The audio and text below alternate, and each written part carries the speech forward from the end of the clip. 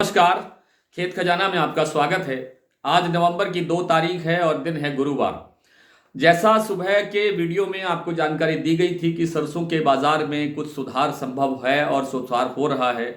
हालांकि दोपहर के बाद में कोई ज़्यादा सुधार नहीं हुआ है, लेकिन गिरावट नहीं हुई है और बाजार में कुछ और सुधार की गुंजाइश आने वाले दिनों में बन सकती है। आज के बाजार की स्थितियां क्या हैं, आज बाजार कितना बढ़ा है, कितना घटा है और कहाँ क्या स्थितियां रही हैं व्यापार की, इस पर विस्तार से बात करें उससे पहले आपसे वही विनम्र निवेदन, अगर आप इस चैनल पर नए हैं तो इसे सब्सक्राइब कर लीजिए और सब्सक्राइब करने के साथ साथ बेल आइकॉन को जरूर प्रेस कीजिए ताकि वीडियो अपलोड होते ही सबसे पहले आप तक पहुंचे। सबसे पहली बात तो ये है कि पहले दिन से इस वीडियो में और इस सीजन में लगातार ये कहा जा रहा है आपसे कि सरसों में बड़ी तेजी दिखाई नहीं देती है और दिवाली आ गई है। अभी भी कल भी कुछ साथियों ने पूछा है कि दिवाली पे सरसों कैसे रही। अभी दिवाली ही तो है और क्या है, मतलब 12 नवंबर की दिवाली है तो क्या आप 12 नवंबर के दिन की वेट करेंगे कि आप 12 नवंबर को दिवाली होती है, दिवाली के दिन ही क्या भाव बढ़ता है? ऐसा नहीं होता। दिवाली से पहले 5-7 दिन 10 दिन पहले ही जो बाजार की स्थितियां बनती हैं वही दिवाली की स्थितियां कही जाती हैं, क्योंकि इस टाइम तक सबने अपनी अपनी परचेजिंग, दुकानदारों ने, स्टॉकिस्टों ने, जिसने भी जो भी अपनी बिक्री की उम्मीद से स्टॉक करना था वो स्टॉक किया हुआ है। और अब इससे ज़्यादा थोक मार्केट के अंदर या जो आप कह रहे हैं कि सरसों के बाजार के अंदर कोई बड़ी तेजी आने की गुंजाइश फिलहाल नहीं है। थोड़ा बहुत सुधार बन सकता है क्योंकि इंटरनेशनल मार्केट में आज केएलसी थोड़ा सा बढ़ा है। उसके पीछे 2 कारण हैं। पहला ये है कि आज इंडोनेशिया ने अपने घरेलू बाजार में जो पाम तेल की आपूर्ति है उसको सुनिश्चित करने के लिए 1:4 का जो अनुपात है उसको, उस नियम को लागू किया है।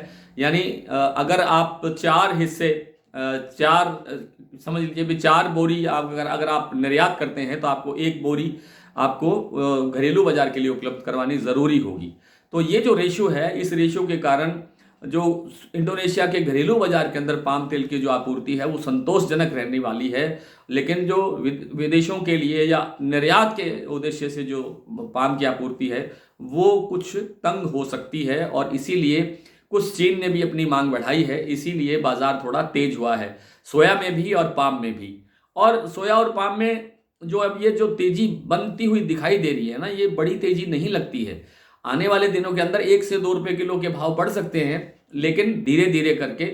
और दिवाली के बाद की स्थितियां दिवाली के बाद बनेगी। अब तक की जो डिमांड की स्थितियां हैं, यानी जो लोगों ने खरीदारी करनी है, जनरल लोगों ने, वो छोटी छोटी दुकानों से या छोटे बाजारों से उसकी खरीदी बढ़ सकती है।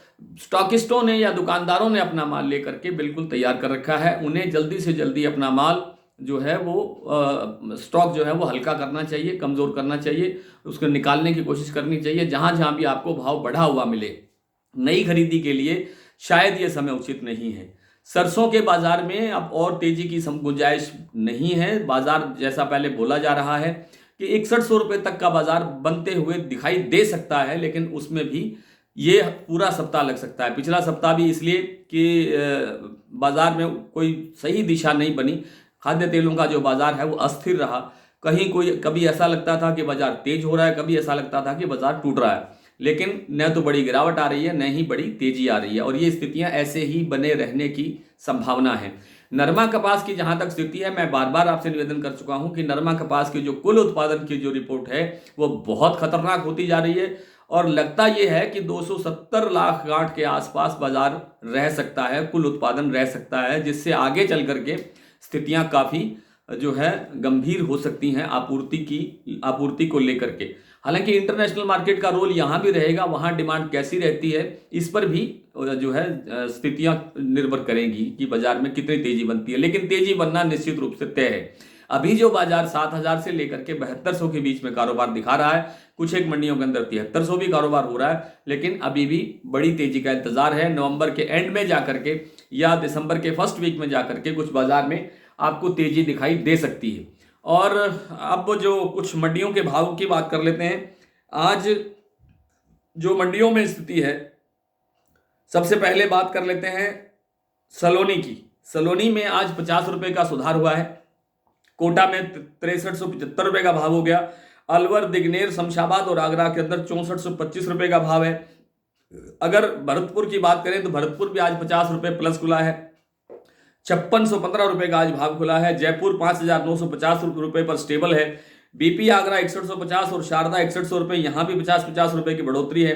गंगापुर 5660, चरखी दादरी 5500, अलवर 5650, सिवानी 5550, खेरली मंडी 5700, नड़बई 5613, सिरसा 5352, गोलूवाला 5166, बीकानेर 5100, नागौर 5200, कोटा मंडी 5500 रुपए, खैरथल 5600 रुपए, सुमेरपुर 5625, आदमपुर 5455, गंगानगर 5421, मेड़ता 5200 रुपए, अलीगढ़ 5150, बारा मंडी 5600, रेवाड़ी मंडी 5550 और नौहर के अंदर आज भाव रहा है 5450।